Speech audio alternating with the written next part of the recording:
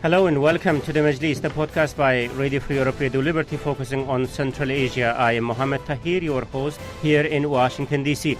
The story of forced cotton labor in Uzbekistan goes way back into the Soviet history, but the practice continues 27 years into Uzbekistan's independence. In the peak season, the cotton picking involves over 1 million citizens, including minor children. But lately, there has been some positive signals coming out of Uzbekistan.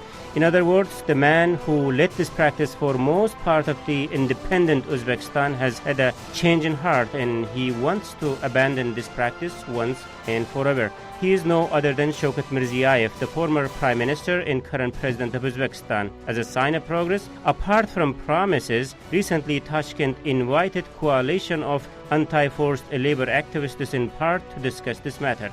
With two members of the delegation among us today on the Majlis, we would like to ponder on just how serious are the authorities to end this practice, and what has to happen to abandon this, and what role the NGOs like Cotton Campaign will be playing going forward. So without further ado, let me introduce the panel. We have Alison Gill, an associate with the Uzbek-German Forum for Human Rights. Her agency monitors the practice of forced labor in cotton fields of Uzbekistan. Also joining us, Rudy Porter, head of the Europe and Central Asia programs at All Solidarity Center. Steve Severtlu is with us, who is the Human Rights Watch's Central Asia researcher, as well as my colleague Bruce Pannier, who is the editor of Radio Free Europe, Radio Liberty's Central Asia blog, Kishlak Awazi. Welcome on board, colleagues. Thank you. Hello, thank you. Very nice to have you. So, Rudy, there's a saying in Central Asia that when someone comes from a long trip, people say what you have been eating and drinking is your thing. But tell us about what you heard and what you have seen there. Of course, you had a mission and a number of items on your agenda, especially on how to end the forced labor in cotton fields of Uzbekistan. So tell us, please, about your trip. Well, the Solidarity Center that I represent has been part of the Cotton Campaign for over 10 years, and we've been working on this issue with all of our partners at the Cotton Campaign. The trip was, I think, very positive. We saw some positive signs, especially some move by the government to free a trade unionist who was in prison, who had been tortured. He was freed while we were in Tashkent. Yeah. That was extremely positive for us. But I think we should note that it is far too early to declare mission accomplished on the task of eradicating forced labor. I point out that the ILO, which is operating in Uzbekistan, last year found 336,000 victims of forced labor in the cotton harvest. Yeah. Alison, anything you would like to add, especially specific topics that you raised and the people you met, and especially the responses you got from the authorities there? I would echo Rudy's framing that it was a very positive visit overall. The conversations we had were high level, they were constructive, and I think they were very frank about the problems and about proposed reforms and just how much of a struggle it's going to be.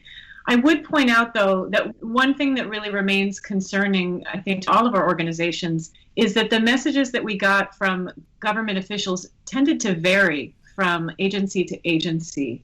And I think that, to resolve a really difficult problem like forced labor, it's important to be honest about what the problem is and so you can grapple it with effectively. That's interesting. So what you are saying is that there was no harmony in thinking of the Uzbek authorities. So can you be a little bit more specific in what did the contradictions looks like in the messaging from their side? We heard very open acknowledgement of the problem from the labor ministry. And they're obviously a crucial ministry in dealing with labor issues and labor rights and protecting labor rights. And the labor minister and other officials that we met with from the labor ministry were very open and honest. They acknowledged the depth of the problem and the struggles ahead, and they seemed to welcome our recommendations. Other ministries, however, were much less forthcoming, and in fact, many of them denied that forced labor remained a problem. I'm thinking specifically of the Ministry of Agriculture, the Ministry of Water Resources, the Farmers Council, Uzbekistan Sanawat, which is the procurement and export agency that deals with cotton. And this is really troubling because there needs to be a common understanding among the key agencies that are tasked with overseeing the cotton harvest and with dealing with the problem like forced labor. Let me bring in Steve, you here, this apparently a contradictory position that our colleagues have seen in Tashkent. Is it kind of a typical there? How to read this? Well, I would echo my colleagues from the Cotton Campaign are saying. I wasn't on the delegation this time. I was in Washington on some of those same days, viewing the dynamics around the delegation from, that was accompanying President Mirziyoev on his visit to Washington, which was obviously a big deal. And I think that the commitment on the cotton issue, in some ways, maybe it wasn't a coincidence that our delegation was in Tashkent around the same time, because we know to what extent I think the government feels that it has dealt with a lot of pressure on this issue over the years, and I think it's felt that it's really needed to report and show or demonstrate progress. But I would report some of that same tension that Allison and Rudy were just talking about. I was sitting at an event with Senate Chairman Sadiq Safayev, who, echoed some of those sentiments that the government was committed to fighting the issue. But when we actually brought up the fact that the ILO had found over 300,000 people being forced to pick cotton during the 2017 harvest, he was surprised and expressed doubt at those numbers. So I think that tension is real. And what it speaks to, in my feeling, is it speaks to this. There needs to be a strong chorus of voices, starting with probably the World Bank, which is investing so much in the agricultural sector. That chorus of voices has to remind Uzbekistan constantly that it's too soon to declare victory. Yeah. That this commitment to fight cotton is a multi-year process, and no one should be declaring mission accomplished prior to us actually seeing an end to the practice. So the commitment to end the practice is very clear, but the practice is still very much alive. Steve, these are very valuable points. My question is you have this mixed message that you felt during this conference in Washington, D.C., and what our colleagues were saying. What's the origin of this mixed message? How to read this? Well, it's hard to get inside the minds of officials, but, this system is run so deep, and, change has happened in Uzbekistan, in such a quick period of time. Some being on the ground a lot over the past years, some activists have reported to us that, especially on the local level, governors or hakims of regions, some of them seem to sort of openly be hedging their bets about whether or not President Mirziyoyev's various decrees and the commitment to end cotton practices and forced labor is really going to win the day. So I think, some continue to believe that they have to enforce a quota system, which means pressuring farmers and under penalty of punishment and imposing all sorts of really draconian forms of pressure in order to just sort of hedge their bets. And I think it's really important that we see a number of measures of follow-through from the central government to ensure that there's accountability this coming, 2018. 2018 is going to be really extremely important for seeing how this plays out. Could I jump in on that same question? Sure. I think we should remember that it was not that long ago that at all levels of government, the entire problem was denied. If we go back 5 years, when it was primarily children doing the cotton harvest, the government denied that children were doing the cotton harvest and denied that children were missing school for the cotton harvest. And then suddenly it became clear they had substituted education and healthcare workers for the children, and they declared that they wanted credit for removing the children that they had just denied had been there. Then they denied that there was forced labor of adults, that there was any kind of mobilization of public sector workers. Now we see the massive change in message from the president, the prime minister, deputy prime minister Narbayeva, the minister of labor, acknowledging the problem. That is a major step. We can't address this issue without first admitting that the problem exists. Yeah. I think the difference that we're seeing is that as we get further out to some of the other ministries, they are still locked into the old practice of denying the problem exists, thinking that that is the positive way to impress the higher levels of government. We want to see the acknowledgement of the problem go all the way down the line to all ministries and all levels of government, and that would be a major step. Apart from your meetings, Rudy, with the officials that you mentioned, were you free to roam around, allowed to meet, like talk to anyone you wanted, or it was kind of a scripted trip? Tell us a little bit about logistics. First of all, the Cotton Campaign delegation was not there to monitor forced labor. We did not make attempts to go out to the cotton fields to see if anyone was being forced to work at that time. We didn't make visits to just random visits. So that we should be clear, that was not our purpose.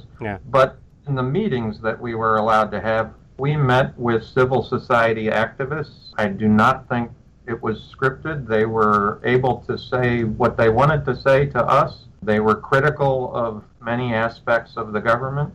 Just to give you an idea, one of the activists said the 2017 harvest witness in some ways was worse in that many of the people who were forced to work had been coached very heavily to tell those monitoring forced labor that they were not being forced into the fields. So the civil society activists said there were many other aspects that they had been using trains for the first time to get people into the fields. So I felt the discussions with activists outside the government were open, and that even they reported a feeling that they had more freedom to speak openly about this issue of forced labor, which is positive. One other point, real quickly, in a meeting to prepare for the delegation this was a meeting in Washington with the Cotton Campaign,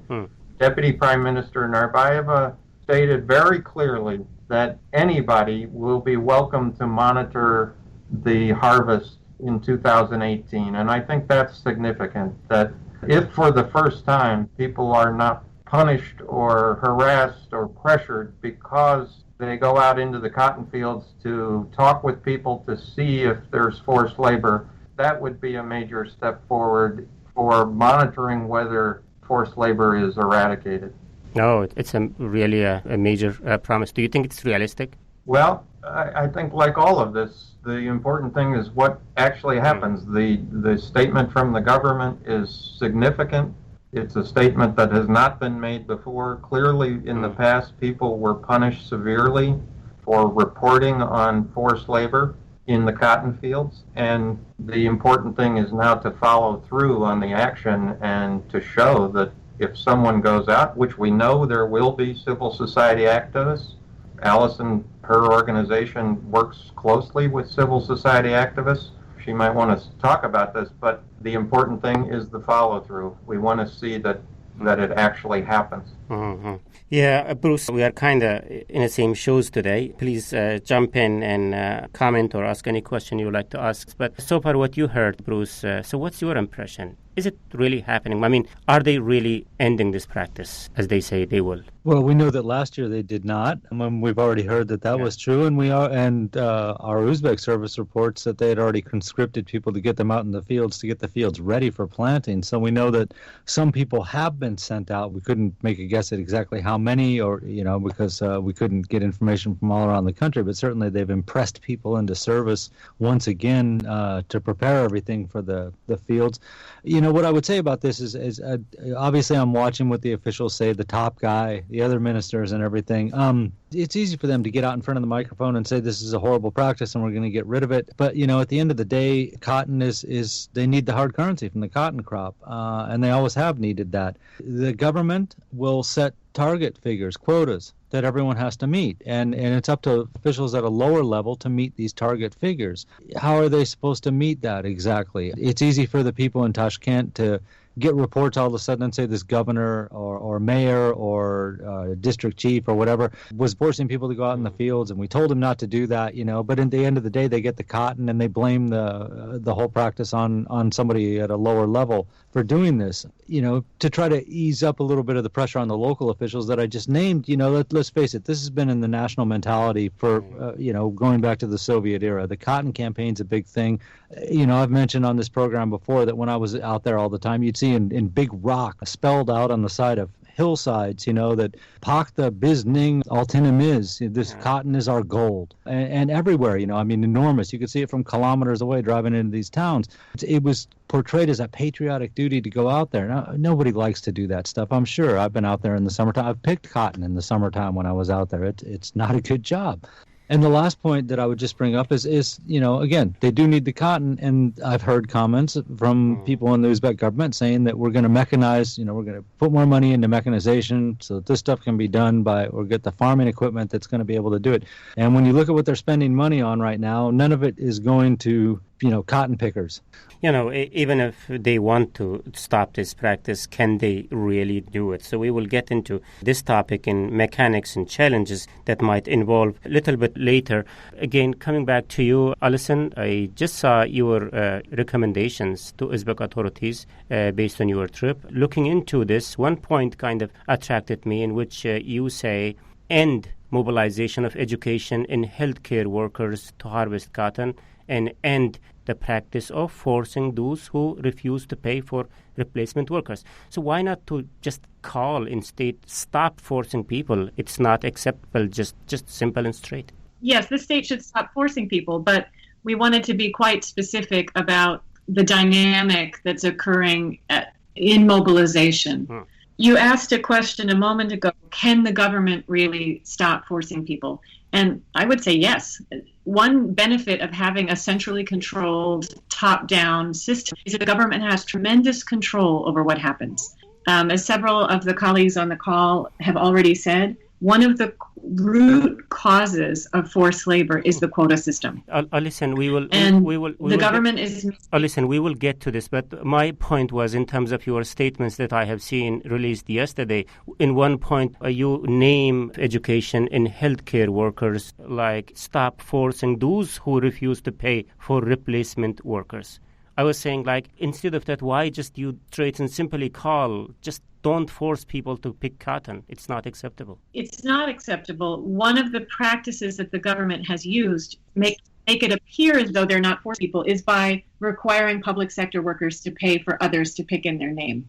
So, for instance, last year in 2017, after the partial recall of health and education workers from the fields, instead of completely freeing them from obligations to the harvest, local authorities instead just force them to pay for other people to pick cotton in their names. Okay, I think... if I could add to that. Sure. Our delegation did meet with the ILO monitoring project in Tashkent, and we've met with them on numerous occasions by phone and here in Washington as well.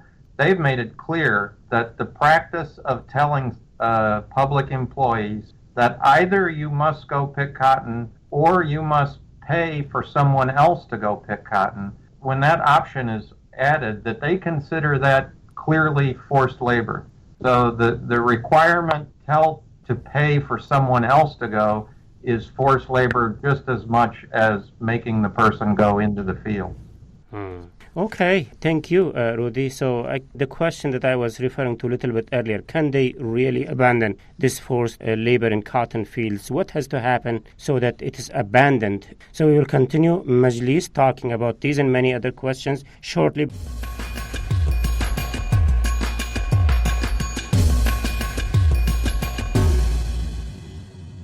First, let me recap the debate that today on the Majlis, Radio Free Europe, Radio Liberty, Central Asia podcast. In the light of a recent visit by cotton campaigners to Uzbekistan, we are discussing forced labor in the cotton fields of the country. Joining me in the discussion are Alison Gill, an associate with the Uzbek German Forum for Human Rights, Rudy Porter, head of the Europe and Central Asia programs at the Solidarity Center, Steve Severtlu, Central Asia researcher with the Human Rights Watch, Bruce Pannier, editor of Radio Free Europe, Radio Liberty, Central Asia blog, Kishlok Awazi.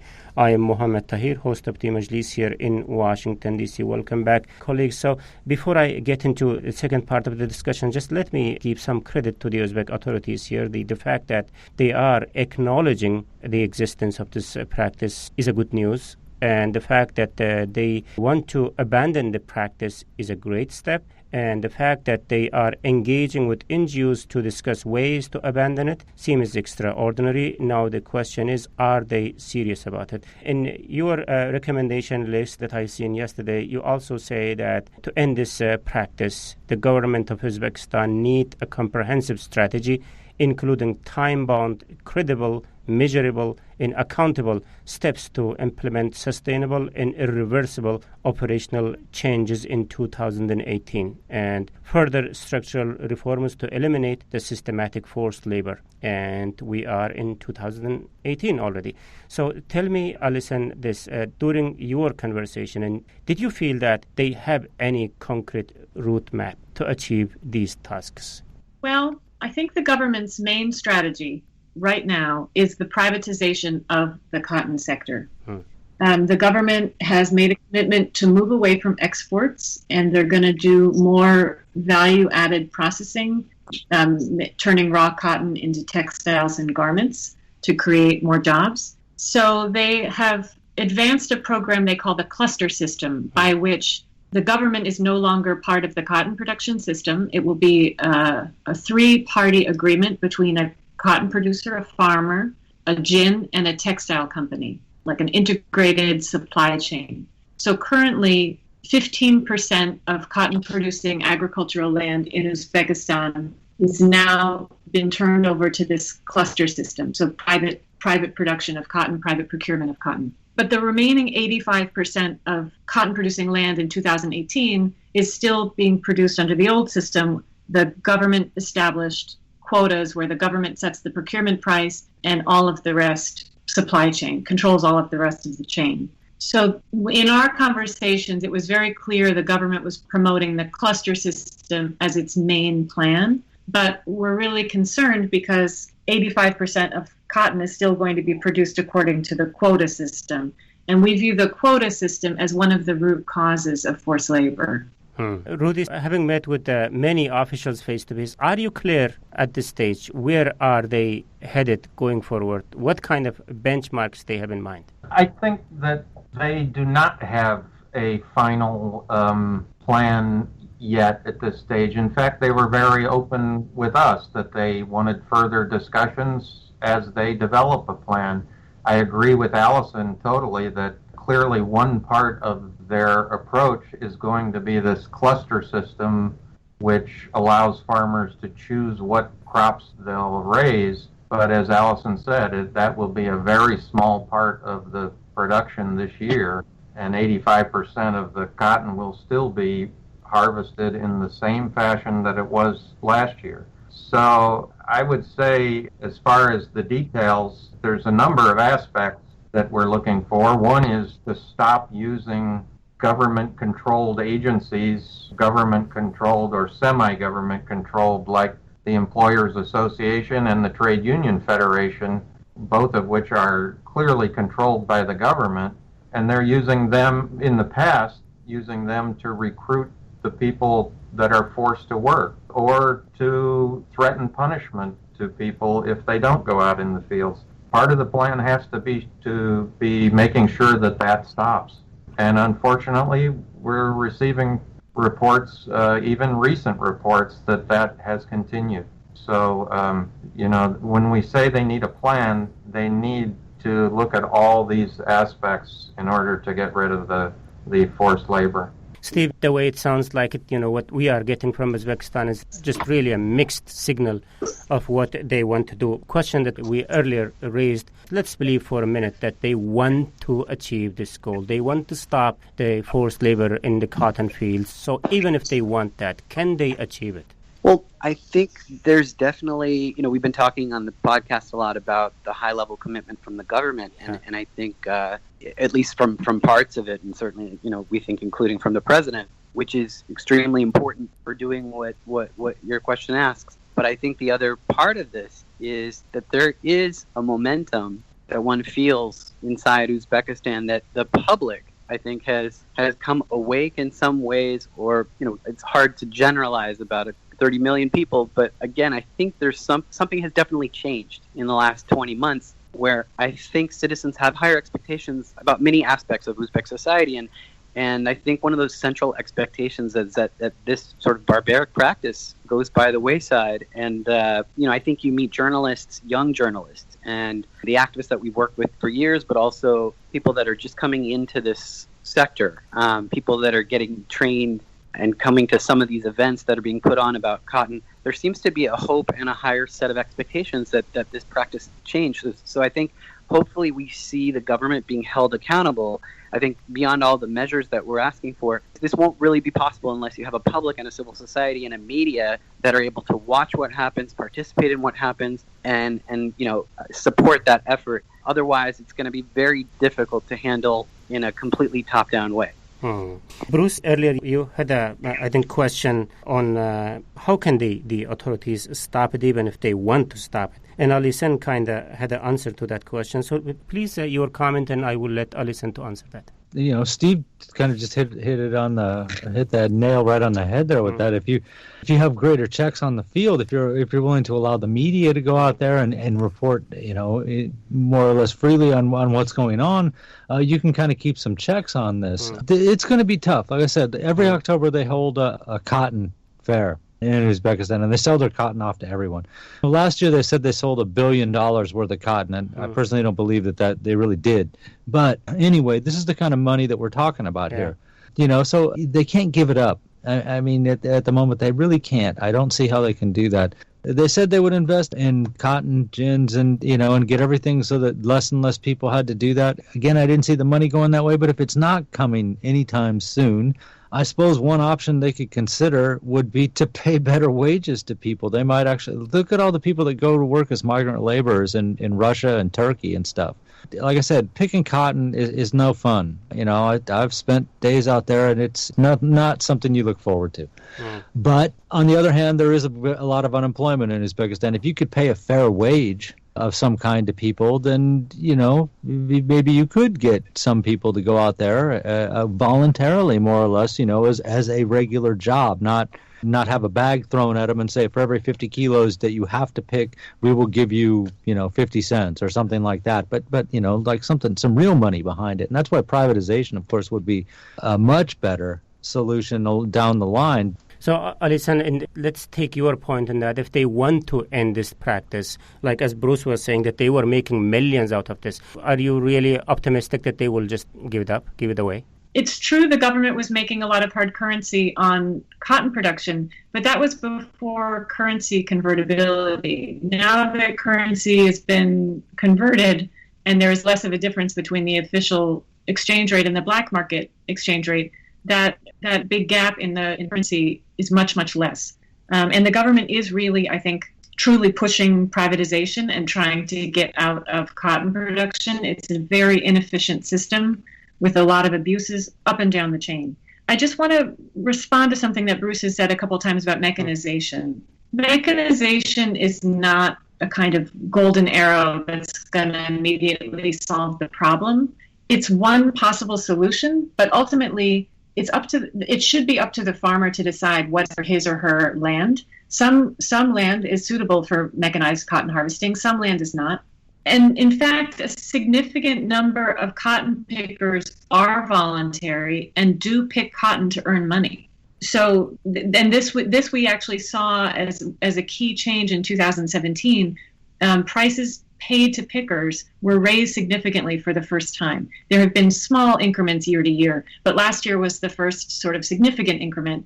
And I think it really did have an effect on voluntariness, because for rural people, in particular people who are living in the areas where the farms are, this is a really important form of seasonal employment. The difficulty comes later in the season. So if you know, cotton ripens in several passes. And so early in the season, mid-September, late September, they're not available easy pick because it's so abundant and people can earn a lot of money. later in the season, the amount of cotton that's available to pick drops off significantly. The conditions get worse, it's colder, and it becomes much harder to earn a decent wage. And we see voluntariness drop off significantly. So that's something that the government really has to grapple with is, and again, this goes back to the quota system. The local officials really push people to go into the fields and force people to go into the fields because they're so anxious about meeting their government quotas or they face quotas. And the quota system and wages are going to be crucial reforms for the government to tackle in combating forced labor. So we kind of over time, unfortunately, we should end the discussion very soon. But let's take a final notes here. Rudy, so what is on your checklist? What will you be following going forward? What's on the top of the checklist of my organization follows to what Bruce talked about in addition to raising wages and paying people a living wage to pick cotton.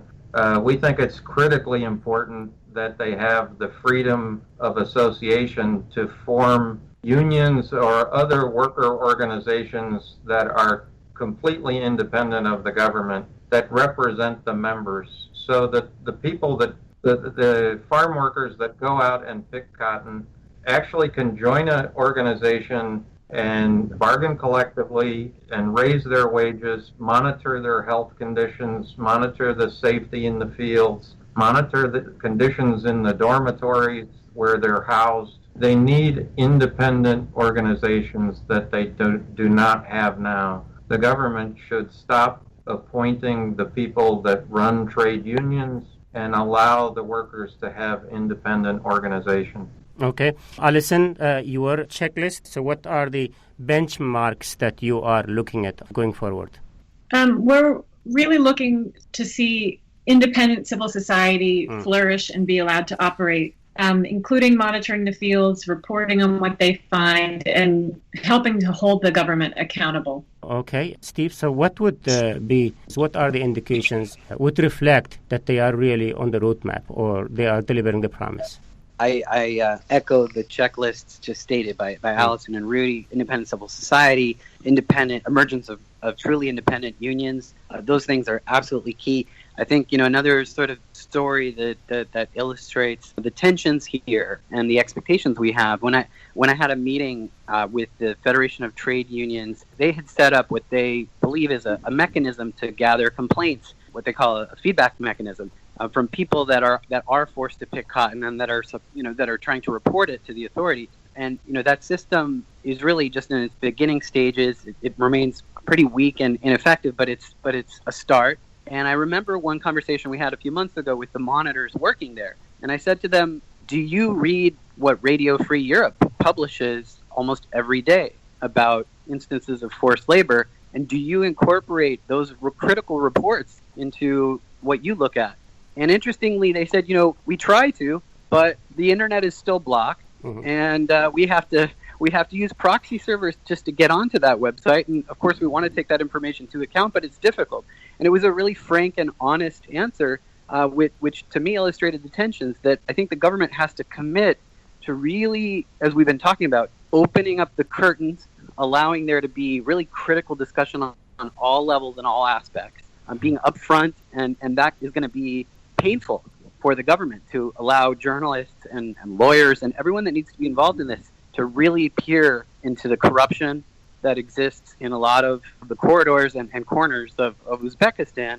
So that's going to be key. And I think we have to mention at the end here that without continued pressure from the World Bank, which I think has a responsibility to take a really hard look at its financing of the agricultural sector and making sure they have independent third-party monitors going into their areas and making sure that forced labor is stopped. Without that, and without the European Union and the U.S. government continuing to push the Uzbek government, make sure they understand there's going to be in June, very soon, a ranking of Uzbekistan in the State Department Trafficking in Persons report. And we're going to see whether or not Uzbekistan gets a higher grade or it stays where it is. Right now it's in Tier 3, which means that you still have state-sponsored forced labor on a massive scale, and we'll see what happens. But I think without that continued pressure, it's going to be difficult. So we need all of those things to happen, and we're all going to be working to hold the government accountable, but also to work with them and be open about our roadmap and what we think are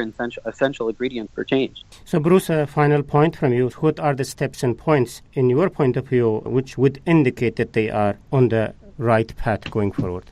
As we've heard, Allison and Rudy and Steve, I mean, they pretty much covered all that territory. For me, in the short term, this year, what I would like to see is instead of an occasional mention from President Mirziyoev or some other government official that you shouldn't be forced into the fields, they could run a very effective campaign at a very low cost, street signs, posters and stuff that say you can't be forced into the fields. If I could go to Uzbekistan, which of course I can't, but if I go to Uzbekistan and see those same hillsides that say cotton is our white gold, and then have a little note on the side saying, but you shouldn't be forced to go out and pick it, it's a reminder to officials in the region and everywhere around the country and the people that they shouldn't be forced to go out there. It changed the mentality a little bit, make it visual reinforcement that this is wrong and you shouldn't be forced out and people shouldn't force you out into the fields. Yeah. Okay, thank you. Thank you very much, Bruce Pannier, the editor of Radio Free Europe, Radio Liberty's Central Asia blog, Kishlag Owazi, for your insightful comments. And also big thanks goes to our guests, Alice Engel, associate with the Uzbek German Forum for Human Rights, Rudy Porter, head of the Europe and Central Asia programs at the All Solidarity Center, and Steve Sawarlu, Human Rights Watch's Central Asia researcher. Thank you, colleagues, for your time and thoughts today. Thank you, Mohammed. Thanks, Mohammed. Thank you. It was very nice to have you. And this is from me, Mohammed Tahir, host of the Majlis, Radio Free Europe, Radio Liberty Central Asia podcast. Until next week. Bye-bye.